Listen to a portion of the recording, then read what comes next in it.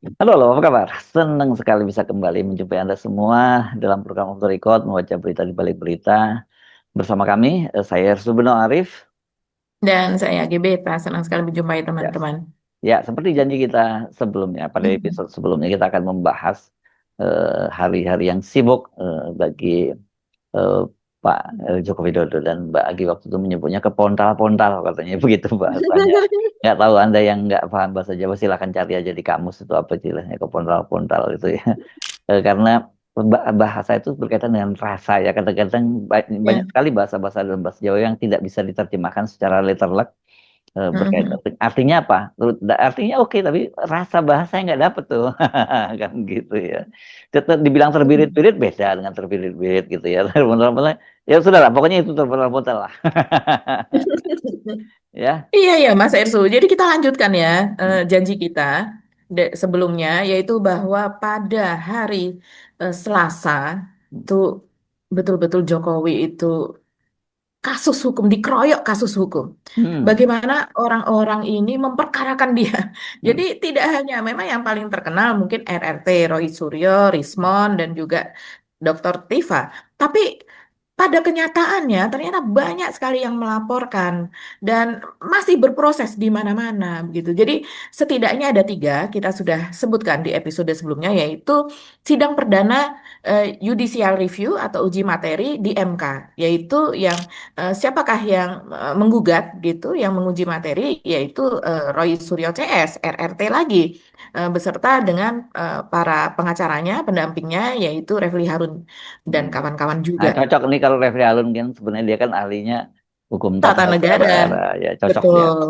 Cocok. Itulah makanya Profesor Saldi Isra, salah satu hakim MK yang Hmm. menangani perkara ini, kemudian, wah, jumpa lagi nih. Sudah 2 tahun tidak berjumpa, begitu ya. Hmm. Mungkin pada berjumpa terakhir pada saat sengketa Pilpres mungkin Hmm. ya. Saya Hmm. rasa itu. Jadi memang sudah hampir 2 tahun. Dan eh, seperti biasa begitu, sebagaimana sidang di MK untuk pertama kalinya ya pasti ada sesi para hakim ini memberikan nasihat apa dan sebagainya. Tapi saya lihat nih di beberapa beberapa media itu dipelintir judulnya Mas Hmm. Hersu. Hmm. Jadi seperti misalnya Refli Harun begitu ya, Hmm. itu eh, dicecar begitu oleh hakim MK begitu. Terus kemudian juga misalnya dia dikatakan eh, dilarang begitu. Roy Suryo yang hendak berbicara itu dilarang dan ditegur keras misalnya. Tapi Hmm. sebetulnya bukan seperti itu teman-teman. Jadi Iya, itu clickbait ya judul. Saya nggak tahu clickbait atau ada tendensi betul. yang lain, kita nggak tahu. Ya. Iya, iya, betul. Jadi eh, setiap sidang di MK seperti itu, malah kalau saya melihat itu hubungan akrab antara Refli dengan para hakim itu, karena memang mereka memang sudah sesama apa sesama ahli hukum lah, mereka sudah berkawan sejak lama. Jadi saling meledek sebetulnya, tapi dalam bungkus persidangan dan orang mungkin kalau iya kita sekarang melihat banyak adik-adik, banyak jurnalis-jurnalis muda begitu yang mungkin tidak terlalu paham atau apa itu setiap kali persidangan pertama itu memang disuruh melengkapi gitu, Ya, dikembalikan, ya. disuruh melengkapi Hmm. lagi, baru kemudian ada sidang lanjutan sekitar 2 pekan kalau tidak salah, Ya, dua itu minggu. mungkin menyangkut diksi juga ya, karena saya mengamati nggak saya sebutkan nama eh, medianya. Judulnya itu selalu pakai menohok.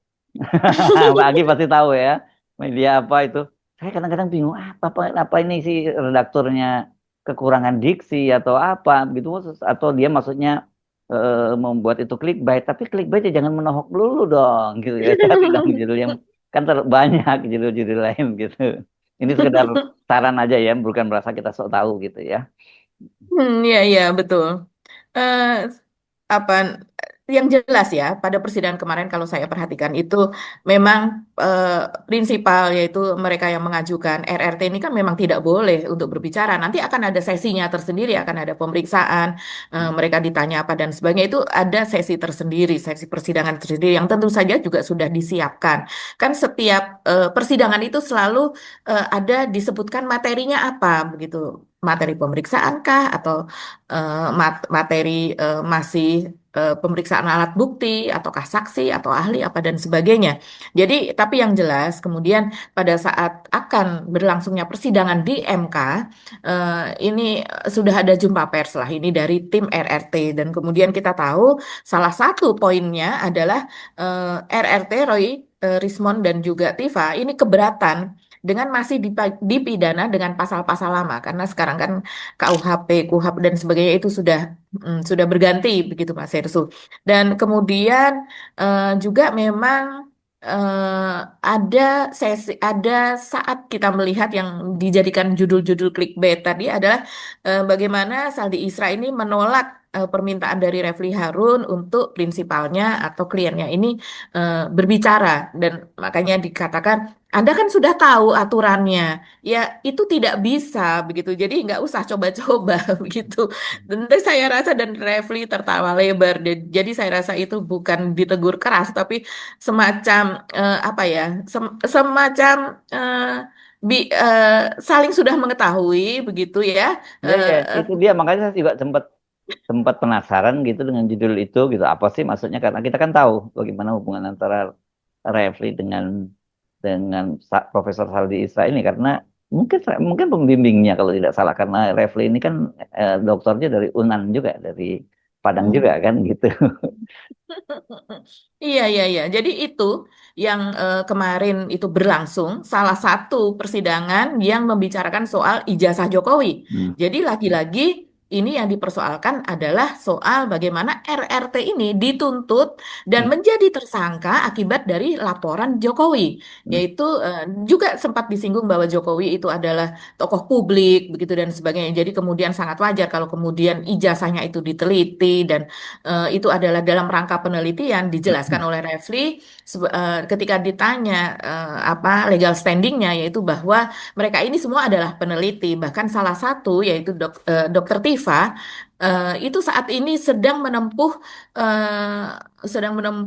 apa eh, program doktornya begitu di dua lokasi yaitu di Universitas Pajajaran dan juga di UI Dua dan kampus kali Mbak ya, bukan dua lokasi. iya, dua perguruan tinggi lah Iya, ya. iya, iya. Ya, di dua Hmm. tempat sehingga Hmm. akan double double dokter dan Hmm. itu dua ilmu yang walaupun seiring tapi berbeda. Dan kemudian ini harus sudah lulus sekitar bulan Juni bulan Juli ini. Jadi sekarang memang sedang hektik-hektiknya. Hmm. Dan ini yang seperti ini tentu saja mengganggu. Disebutkan bahwa ini mengganggu apa penelitian tersebut karena seharusnya waktu yang didedikasikan untuk penelitian tersebut untuk program dokternya doktor ya bukan dokter untuk program doktornya ini maka kemudian habis untuk perkara-perkara seperti ini mendatangi pengadilan menjadi saksi apa namanya diperiksa apa dan sebagainya Ya, seharusnya tapi itu peneliti ya. ini tidak dikriminalisasi begitu ya. Ya, ya. Oke, Nah, itu satu hal yang menarik ya, yang di Mahkamah Konstitusi. Yang lain itu di mana lagi? CLS dan ini ya, Mbak, dan persidangan di KIP ya, kalau itu atau di mana Iya lagi? iya KIP udah selesai iya dong ya, iya. kalau KIP ya. Iya, kalau kalau di KIP ini sudah selesai dengan Bonatua Oke, kemarin ya. oh iya iya ya. Oh dengan Bon Jovi yang Hmm. belum ya. Dengan Bon Jovi, yaitu tim Bon Jovi atau bongkar ijazah Jokowi. Ini Hmm. menarik karena seharusnya kemarin itu atau hari Selasa yang lalu itu sudah diputuskan. Mhm. Karena akan berlangsungnya dari sejak tahun lalu, sudah beberapa bulan yang lalu, sudah pemeriksaan ini, pemeriksaan itu gitu. Jadi seharusnya sidang putusan sengketa informasi ijazah milik Jokowi itu digelar di Komisi Informasi Pusat begitu pada hari Selasa tanggal 10 Februari dan itu sudah dinanti-nantikan oleh media, sudah dinantikan oleh para wartawan, Hmm. tapi ternyata last minute mereka mendapat pemberitahuan bahwa pemberitahuan kepada pemohon sengketa yaitu Leoni Lydia, seorang dosen di salah satu perguruan tinggi di Bandung, yaitu bahwa ketua majelisnya itu sakit sehingga tidak bisa bersidang dan belum diketahui akan berapa lama gitu biasanya ini pekan depan begitu ya kalau seandainya sudah sehat. Nah, ini Ini yang materi kemudian anunya apa ya bedanya dengan Bonatua ya kalau Bon Jovi ini Mbak? ini lebih sebetulnya ya kalau boleh kalau apa effortnya atau usahanya itu sama-sama luar biasa ini antara Bon Jovi dengan Bonatua. Tapi kalau dari segi kelengkapan dan detail, Bon Jovi ini lebih detail lagi Mas Hersu karena dia sekaligus mempersoalkan semua KPU, yaitu KPU yang di Solo atau Surakarta, KPUD ya, terus kemudian juga KPU yang di Jakarta, KPU D Jakarta dan juga KPU Pusat. Dan di semua ini yang dituntut bukan hanya masalah ijazah Jokowi, yaitu dibuka semua semua eh, kecualiannya di apa diperkecualikan begitu kan. Sebelumnya mereka sudah dapat Mas Hersu, tapi kan diperkecualikan. Tapi yang ini yang diminta tidak hanya ijazah, tapi seluruh kelengkapan pendaftaran. Jadi kalau di kelengkapan pendaftaran itu kemudian disertakan misalnya KTP, kemudian disertakan misalnya bukti domisili, disertakan misalnya bukti-bukti yang lainnya, apa namanya, surat kelahiran misalnya atau akte kelahiran, itu semuanya diminta untuk dibuka untuk publik begitu. Jadi tidak hanya sekedar ijazah saja. Dan semua dibuka ini tidak hanya di KIP atau di pusat, tapi ketika Jokowi ini mendaftar sebagai wali kota di Solo 2 kali, 2 periode, dan kemudian di Jakarta mendaftar sebagai calon gubernur Jakarta itu sekali, dan kemudian 2 kali di KPU Pusat, yaitu tahun 2014 dan 2019. Jadi ada lima pendaftaran Jokowi tersebut yang dimintakan secara keseluruhannya, dan masing-masing itu ada banyak. Jadi persyaratan rupanya untuk mendaftar begitu ke KPU untuk menjadi calon wakil presiden dan calon presiden itu itemnya ada banyak dan semuanya diminta dibuka, tidak hanya ijazahnya saja begitu. Jadi, Oke, jadi dikatakan bahwa misalnya Mas Ersu dari ijazah SD pun diminta untuk dilihat. Jadi apakah sinkron semuanya sih sebetulnya gitu? Karena memang kan orang selain ijazah S1-nya juga eh, ijazah SMA-nya kan juga dipersoalkan ketika itu begitu. Jadi oke. tahun kapan apa dan sebagainya itu dipersoalkan. Jadi diminta itu untuk dibuka. Oke. Itu di Bon Jovi ya, yang ini cukup cukup lama ya kelihatannya juga persidangannya ya. Betul, ini persidangannya cukup lama, ada pemeriksaan dari dari Polda Metro, tentu saja Mm-mm, dari ya. KPI, KPU, dari Mm, apa PPID-nya dari daerah mm, maupun mm, sampai ke pusat mm. begitu. Beda dengan Bonatua, kalau Bonatua dia cicil-cicil ya, yang ini cuman soal ijazahnya, yang nanti ya, Gibran lagi gitu-gitu ya, dia nggak ngurusin sampai Betul. sampai SD, SMP, SMA-nya ya, karena kan kalau sekarang Ya. ini yang paling banyak dipersoalkan adalah soal ijazahnya yang di UGM ya, Fakultas Kehutanan UGM. Oke. Iya, iya. Ya. Nah, yang Mhm. juga rame di CLS ya, tapi ini sayang, Selasa lalu nggak ada persidangannya. Biasanya kan setiap Selasa ya. Betul, biasanya rutin setiap Selasa, tapi untuk Hmm. Selasa ini tidak ada, diganti menjadi tanggal 18 Hmm. Februari gitu ya. Hmm. Dan yang itu yang lagi-lagi dijanjikan berkali-kali dikatakan oleh Dr. Muhammad Taufik, yaitu penasihat hukum dari para penggugat, yang dia Hmm. mengatakan bahwa akan ada saksi, akan menghadirkan saksi Apa yang mengejutkan itu yang ya, saksi yang mengejutkan itu, Mbak? mengejutkan dan dinanti-nanti akan heboh katanya, dan juga saksi ini kan membawa narasi dan beberapa bukti baru yang belum diketahui begitu. Nah, saya tidak tahu apakah ini bersangkutan dengan Farhan, apakah ini bersangkutan dengan ada Bang Jack yang sebetulnya yang memang disebut Bang Jack, karena sekarang itu kalau di media sosial sudah mulai muncul foto-foto Jokowi, foto-foto KKN dengan teman-teman, dan kemudian ada yang dilingkari misalnya. Kalau yang temennya yang ini nih, yang rambutnya gondrong, yang stylenya seperti ini, penampakannya seperti ini, cocok lah disebut sebagai Bang Jack. Tapi kalau seandainya Jokowi, itu kemudian konteksnya apa disebut sebagai Bang Jack gitu. Jadi apakah karena namanya Joko, jadi kemudian disebut Bang Jack begitu? Karena yang namanya Eko, teman KKN-nya juga disebutnya Ecot begitu ya.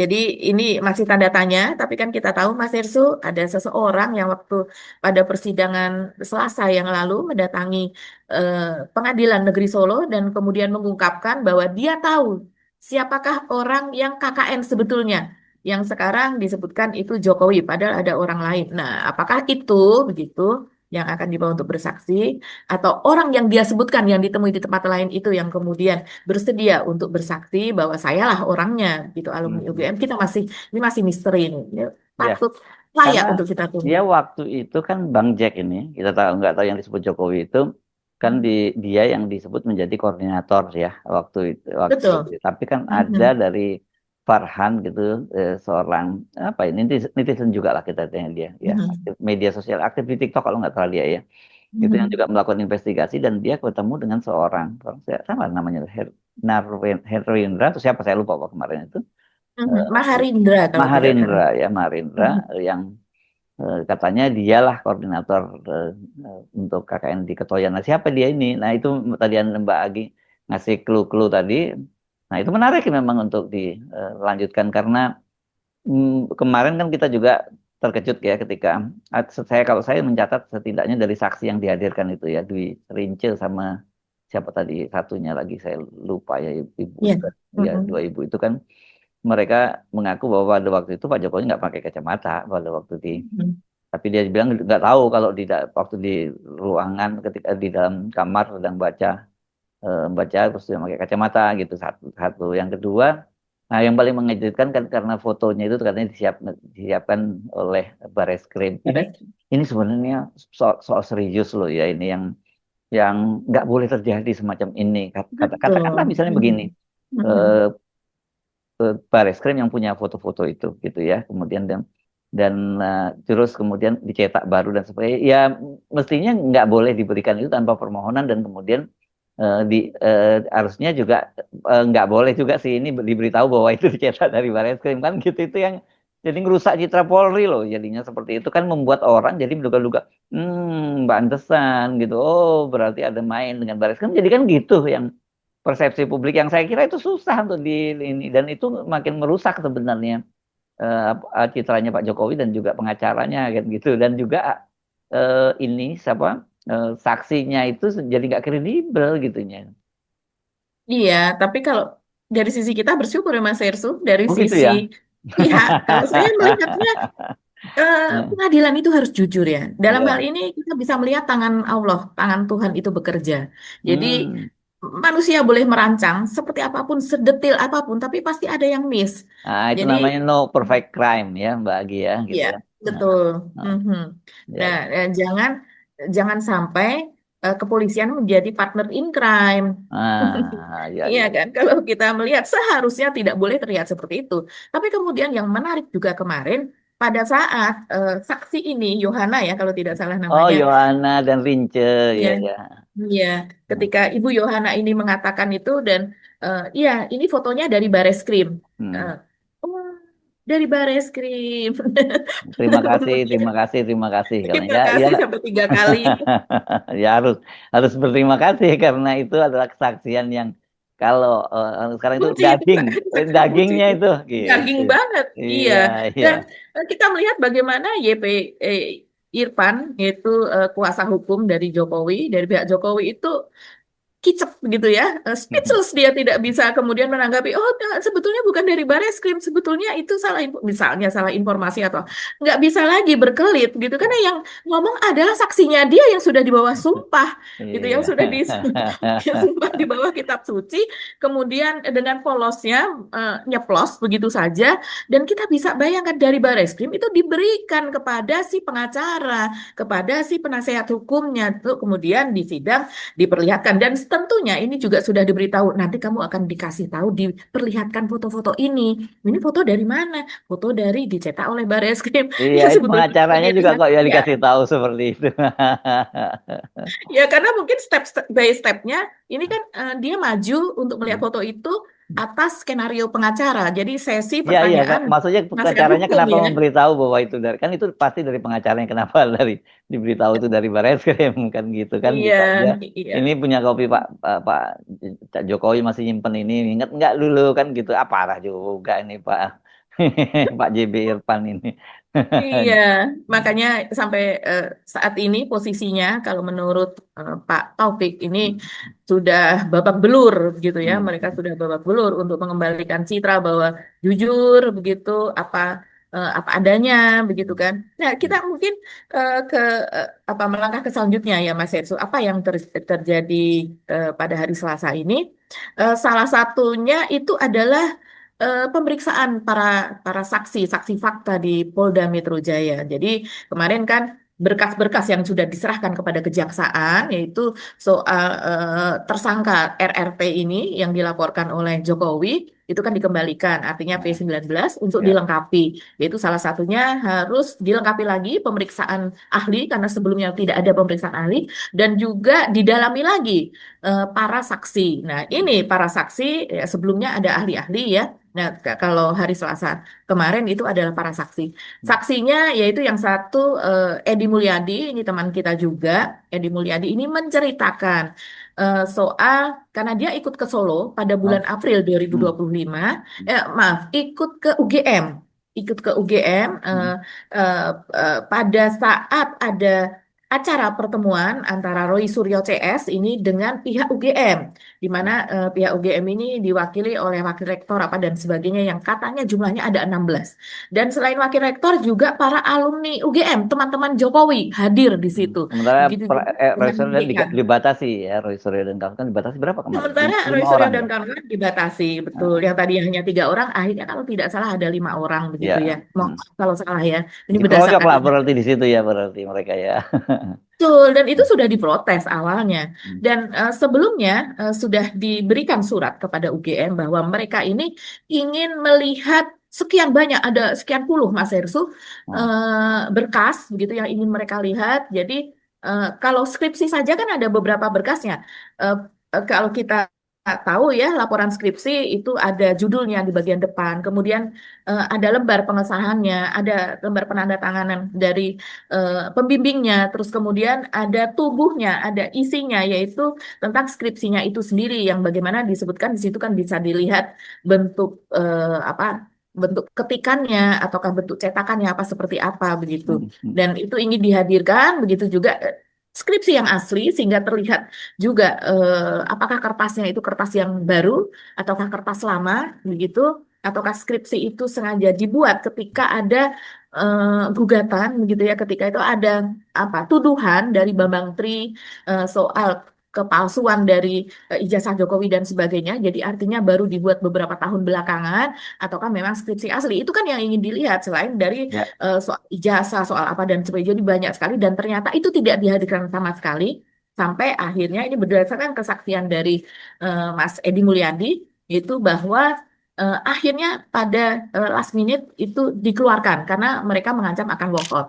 Nah, dikeluarkan dan kemudian seperti dijelaskan oleh Rismon dan juga Roy Suryo membawa senjatanya yaitu kamera yang bisa apa memfoto dengan resolusi tinggi sehingga bisa terlihat betul gitu bahkan kalau seandainya itu kertas gitu bisa terlihat apakah ini kertas lama kertas baru surat-suratnya seperti apa dan sebagainya karena dia ahli fotografi ya. Dan itulah yang menjadi kesaksian dan bagaimana sesudah itu pertemuannya, kemudian beberapa teman ini melanjutkan perjalanan ke Solo dan sebagainya. Nah, ya, yang ya. satu lagi, saksi satu lagi bernama Yulianto itu Mas Hersu ya. Yulianto ini Oh, ini Yulianto. Yulianto itu sebenarnya waktu itu dia KIP Jakarta ya sebenarnya. Itu dia. betul Nah, kedudukannya. ini menarik ini karena sebenarnya dia tidak terlibat langsung kalau pembicaraan saya dengan Denny Iskandar kan Ini sebenarnya Iskandar. yang paling banyak itu Mhm. sebenarnya mereka sama itu mereka geng Cikini sebenarnya sama-sama karena kenapa mereka Mhm. ini alumni Mhm. GMNI Mbak.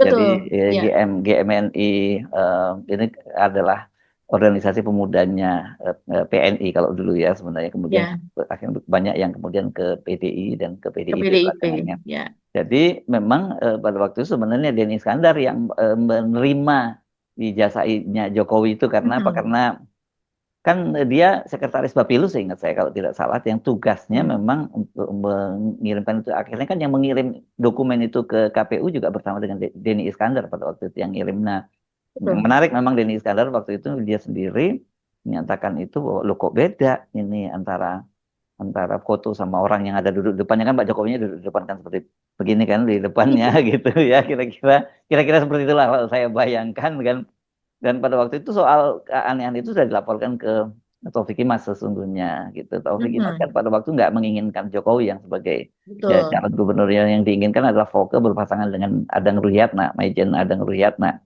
tapi karena Ya. Ibu Megawati PDIP menginginkan tetap Jokowi ya akhirnya dokumen itu diserahkan. Nah, lanjut yang soal Yuliantonya. Iya, betul. Tadi soal Pak Taufik Kemas, Hmm. kalau kita mendengar kesaksian dari orang-orang yang Hmm. mengetahui jalannya peristiwa ini, mengatakan Pak Taufik Kemas itu sudah menandai Jokowi begitu ya. Kalau dilihat dari matanya, nih orang ini licik begitu. Ini Oh, anu versinya apa Pandana Baban, ya Bang Pandana Baban ya waktu itu. betul, Pandana Baban yang mengatakan itu. Saya bisa melihat dari matanya orang ini pembohong begitu dan licik yang Ya. bukan bukan figur pemimpin yang layak gitu yang diinginkan. Tapi ya, Heeh. suara Taufik Kemas ini kan kalah ya. Ya, Dan Pak Taufik kemudian Imas ini memang apa figur yang menarik ini. Dia bisa bergaul dengan sangat semua menarik. kalangan ini Betul, luar biasa ya. betul. Tapi aneh juga kalau dia kemudian tidak tidak suka dengan Jokowi. Biasanya Pak Taufik Imas orang kita dulu banyak manggilnya Bang Taufik, ya, Bang TK gitu ya. Ya, Nah, teman-teman kan itu manggilnya. Ini dia gaulnya dengan semua kalangan. Yang menarik egaliter, ya, ya. apalagi Mhm. latar belakangnya ini yang menarik. Walaupun dia itu GMNI, Marhenis dan sebagainya, tapi latar Mhm. belakangnya dia ini keluarga Masumi gitu. Jadi dia dengan Mhm. kalangan Islam pun Ya, jangan sangat dekat. Jadi figur walaupun tidak muncul di permukaan, sebenarnya Taufik Imas ini orang yang ada di belakang permukaan yang sangat mendukung Ibu Megawati dengan peran-peran diplomasinya tadi itu gitu loh ya. Jadi lobbyist betul. lah ini ya Bang Taufik, kira-kira begitu. Iya, dan ketika itu kalau kita masih ingat, walaupun ini pasangan suami istri, tapi berbeda pandangan politik, Mm-mm. yaitu di mana masih Bu Bu Mega masih belum bisa menerima begitu ya apa yang dilakukan oleh SBY, yaitu tidak SBY, yes. iya, sebagai menteri tidak melaporkan atau tidak ketika ditanya tidak berterus terang memberitahukan bahwa dia Mm, akan maju untuk nyapres mm, melawan Ibu Mega, presidennya mm. sendiri begitu.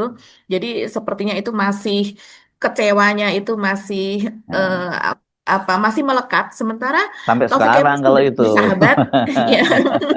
Nah, Sementara ketika itu kita tahu Taufik Kemas sudah bersahabat lagi, sudah berteman lagi, membuka diri dan ketika dia menjadi ketua MPR, bukankah di- di masanya SBY didukung ketika itu didukung yang oleh Pak SBY ya ketika dia didukung? maju menjadi Betul. MPR karena Iya, fraksi Partai Demokrat yang fraksi terbesar ya di DPR iya, tapi di DPR. ya Iya, didukung iya, oleh oke. Pak itu itu ceritanya kira-kira selanjutnya soal Yuliantonya ini ya. Ya, dan Yulianto ini kemudian bersaksi persis seperti yang dikatakan oleh Mas Hersu. Dia mengatakan, jadi ini adalah kesaksian yang dibuka kepada media dan Hmm, kemudian dia mengatakan, saya mengatakan itu kepada hmm, eh, para polisi, para penyidik, begitulah. hmm, hmm. Dia mengatakan bahwa ketika itu dia menjadi ketua Komisi Informasi DKI dan DKI ya, kemudian betul. ya, dia mengatakan dirinya saya bukan tim ses loh begitu, tapi saya Hmm, memang GMNI hmm, begitu. Dan kita tahu GMNI itu menginduk kepada PDIP. Dan teman-temannya ini kemudian kan bertugas untuk hmm. mengumpulkan berkas-berkas Yes, itu dari yes. PDIP Ah, Denny ah, Iskandar. ah, Dan kemudian Denny ini curhat ke eh, Yulianto mengatakan bahwa kok aneh ya, ah, foto Pak Jokowi itu di ijazah kok tidak sama dengan orangnya. Ya, hmm, ini sama persis ya dengan kesaksian kesaksian Pak Ugroseno misalnya yang hmm, pernah hmm, hmm. bertatap muka dengan sangat dekat dengan Jokowi dan sekarang juga bersaksi bahwa itu bukan Jokowi begitu. Jadi orang-orang yang pernah dengan sangat dengan jarak dekat menatap wajah Jokowi maka akan bisa tahu bahwa foto tersebut memang sangat berbeda dengan figur Jokowi. Itu juga yang Ah, dikatakan oleh Denny Iskandar. Waktu itu saya sebagai pengurus di Dewan Pakar Persatuan Alumni GMNI, di mana salah satu tim ofisial daripada PDI Perjuangan dalam konteks pencalonan Gubernur DKI, yaitu Bung Denny Iskandar, itu bercerita kepada saya bahwa beliau itu heran kenapa foto di ijazah Pak Jokowi yang dilegalisir bahasa tersebut berbeda dengan sosoknya Pak Jokowi. Ada kecurigaan beliau itu yang disampaikan ke saya, dan memang setelah saya lihat secara kasat mata memang beda lah antara sosok Pak Jokowi dengan foto yang ada di ijazah. Dan Yulianto klaim bahwa akhirnya dia pun melihat berkas tersebut, yaitu ijazah dari Jokowi, dan dia membenarkan, oh iya, ternyata memang beda, seperti bukan orang yang sama begitu. Jadi itu salah satu yang kemudian bagaimana peristiwa tentang berkas-berkas itu didapat, kemudian hmm. berkas itu dibawa ke KPU apa dan sebagainya, itu yang menjadi kesaksian dari Yulianto. Saya rasa Ya, kan ini sangat penting karena berkaitan dengan tuduhan bahwa penelitian RRT, Roy, Rismond, dan juga Tifa ini dianggap sebagai fitnah, dianggap sebagai hoax. Padahal sebuah penelitian biasanya timbul atau dimulai, bahkan kalau kita sebagai wartawan itu melakukan investigasi, itu alasan utamanya apa? Kalau kita ditanya apa sih bedanya depth news gitu antara berita mendalam dengan investigasi? Bukankah semuanya begitu detailnya mengungkap sesuatu? Iya, kalau depth news kita mengungkap secara detail tentang suatu peristiwa atau orang atau sosok atau tokoh, tapi sementara kalau investigasi didasarkan pada kecurigaan atau adanya kerugian di situ, ada faktor kerugian, kecurigaan, ada kejahatan di situ, begitu, ada pemalsuan, ada kebohongan yang kemudian kita melakukan investigasi, jadi meningkat dari depth news menjadi investigasi, dan itu saya rasa yang dilakukan oleh RRT, mereka sebagai Yes. peneliti. Awal dari itu, kalau enggak buat apa diteliti? Toh ijazahnya sama dengan punya SBY, sama dengan punya Ibu Mega yang mungkin memakai ijazah SMA, atau enggak apa-apa Bu Mega pakai ijazah SMA, enggak perlu dia harus Iya, apa memang namanya syaratnya itu kok. memalsukan Nah, ijazah. yang dipersoalkan kalau pakai ijazah SMA kan Gibran. Nah, dari saran saya sebenarnya lebih menarik kalau sumber primernya. Kalau tadi kan Julianto dan sebelumnya ada Dr. Zulkifli Eskomai. Itu kan pernah juga ngomong di Betul. mana-mana. Itu sekunder karena Hmm. kan dia mendapat penjelasannya dari Denny Iskandar. Sebenarnya mestinya Hmm. didatangkan saja Denny Iskandarnya karena saya sendiri juga pernah ngobrol panjang dengan Denny Iskandar pada waktu itu dia tidak mau tapi kalau omongannya on the record tapi dianya sendiri yang tidak mau Tapi orangnya off the record ya. orangnya dia nggak mau muncul gitu. Jadi kalau ini didatangkan sebagai saksi akan jauh lebih menarik karena ini yang mereka-mereka ini yang disebut oleh Bitor sebagai tim Jakarta katanya begitu. Itu Betul. Hmm. jalan apa? Jalan di Cikini ya di Geng Hmm. Cikini disebutnya itu. Jadi Iya, tempat tongkrongannya. ya tempat nongkrongnya alumni-alumni GMNI di situ sebenarnya begitu. Tapi soal ijazah siapa yang mencetak, apakah itu dari dasar pramuka, ini tidak tahu. Yang jelas dia Iya. dia menerima itu dokumen itu. Nah kalau itu katanya mesti Eko yang di sekarang di Solo kan Hmm. dia yang pernah jadi Eko Sulistyo ya. yang Hmm. itu yang tahu katanya kalau itu Ya. dia kan pernah menjadi komisaris di PLN dan sekarang sudah pada Pilpres yang lalu dia sudah tidak bersama dengan Pak Jokowi ya pada Pilpres lalu Pendukung karena Ganjar ya. dia lebih pendukung Ganjar karena ini memang anak alumnus GMNI jadi ideologis lah mereka-mereka ini Betul. ya.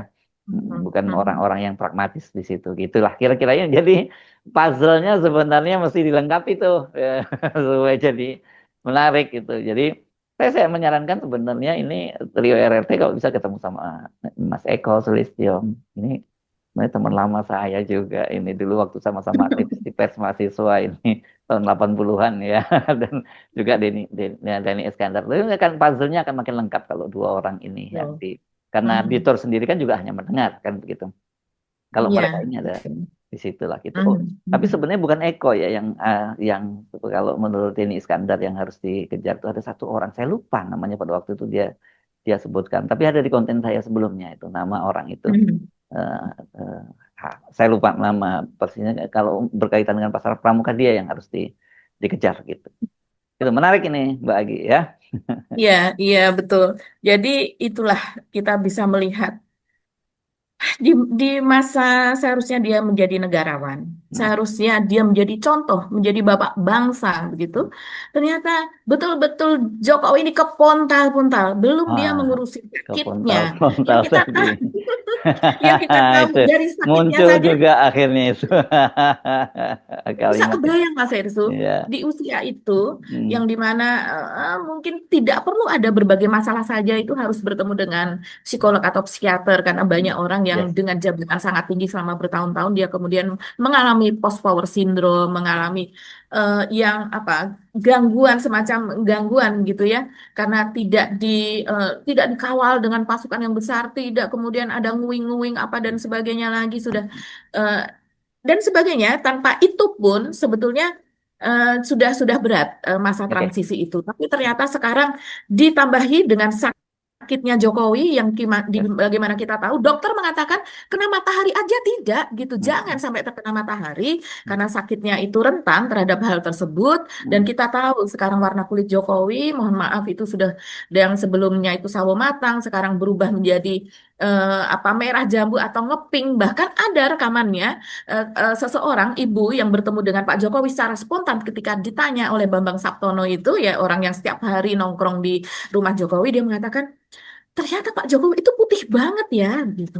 Jadi saya terkejut dengan pernyataan ibu itu mengatakan jadi seputih itu ternyata karena kita hanya Lautan aja melihat ya, lewat ini lugu tahun. aja ya si ibu ini jadi ya. Saking lugunya dia Nah, tidak menyangka Pak Jokowi kok seputih itu gitu. Ternyata putih sekali. Bapak putih banget ternyata. Putih dan ramah dan baik. Syukurlah kesini hari ini. Ini kesan pertama kali ya Iya, ketemu pertama dengan kali Pak Jokowi ketemu ya. Pak Jokowi. Sebelumnya sudah pernah bertemu belum Kak? Belum pernah ya? belum pernah. Tadi sempat deg-degan ya Kak ya? Sempat dong. Jadi ya dengan kondisi yang seperti itu dia tetap harus membela Gibran, membela Kaisang, memajukan PSI karena tidak ada lagi siapa konco Jokowi begitu yang mau berdiri di depan kecuali mereka yang sudah menjadi kader PSI ya. ya Mau berdiri di ada dong depan orang Andi mendampingi. Aswan dan kawan-kawan, cuman kan itu juga orangnya. Betul, Ya. itu saja dan sekarang bahkan seorang buzzer Mas Hersu yang dipersoalkan juga oleh Demokrat dan kita pernah juga bahas orang ini channelnya itu banyak menyebar hoax eh, mengerikan lah kalau kita melihatnya seperti namanya adalah Agri Fanani ini ada salah satu sesepuh dari YouTuber Nusantara sekarang sudah mulai muncul di TV sekarang sudah Oh, menjadi jubirnya orang yang ah, dengan latar belakang seperti dan kemarin ketika ada Rakernas di Makassar itu dia betul-betul menyambut Jokowi ada di depan dan ngobrol lama dengan Jokowi ya, jadi betapa Jokowi ini sudah ditinggalkan banyak orang bahkan jubirnya pun akhirnya diambil dari orang-orang ini yang kita tidak tahu latar belakangnya secara profesional seperti apa ya, karena memang mereka-mereka ini dia lagi-lagi Jokowi big big big kepontal-pontal di bawahnya ikut kepontal-pontal juga. Jadi akhirnya siapa lagi yang bisa yes. membela begitu? Oke. Orang-orang yang dulu dia kenal, yang dia berjasa menaikkan, seperti misalnya Erick Thohir, seperti misalnya taruhlah tadi yang kita sebutkan sebelumnya, yaitu Menteri KKP, begitu Trenggono, apa kan tidak mungkin mereka Ya, untuk melakukan itu. Mereka juga yang berjasa dinaikkan Jokowi, siapapun itu ya, juga mungkin sudah tidak mau lagi karena banyak yang yes. sudah balik badan, mereka tetap stay di PDIP begitu. Jadi sekarang dibela oleh Ya, orang-orang ya yang setiap hari kerjanya ini, jobnya ini adalah sebagai buzzer sekaligus sebagai jubir dari Jokowi. oke. Oke, Mbak Agi, kita mesti mengakhiri perbincangan kita kali ini. Insya Allah ketemu lagi di episode berikutnya. Kami mohon pamit. Saya Ersbuna Arif. Dan saya Agi Beta, terima kasih atas perhatian teman-teman. Tetap salam akal sehat. Wassalamualaikum warahmatullahi Waalaikumsalam wabarakatuh. warahmatullahi wabarakatuh.